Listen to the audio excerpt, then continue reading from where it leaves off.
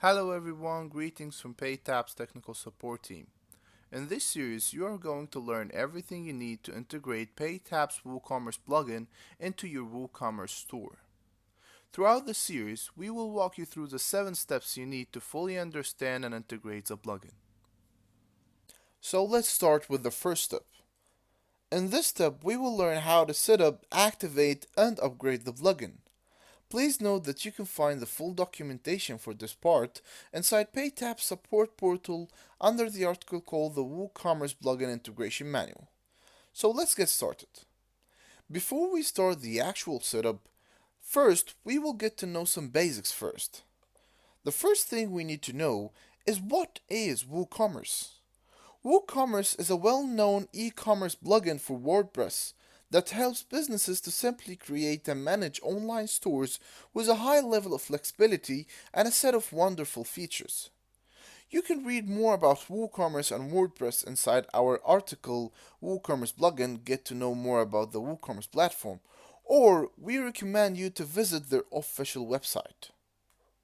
Now that we know what WooCommerce is, the second thing that we need to know is the difference between WooCommerce base currency and display currency.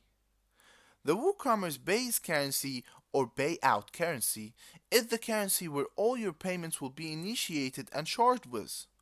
On the other hand, the default currency or the display currency is the currency that will be displayed to your customers on your WooCommerce store. It's very important to know this difference so you can define the list of currencies you need to be configured on your PayTap's merchant dashboard. Note that with PayTaps you can accept payments with multiple currencies.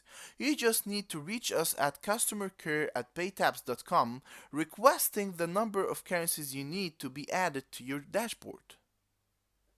Reaching this point, the next thing that we need to know is, do we need any other requirements before starting the setting up the plugin?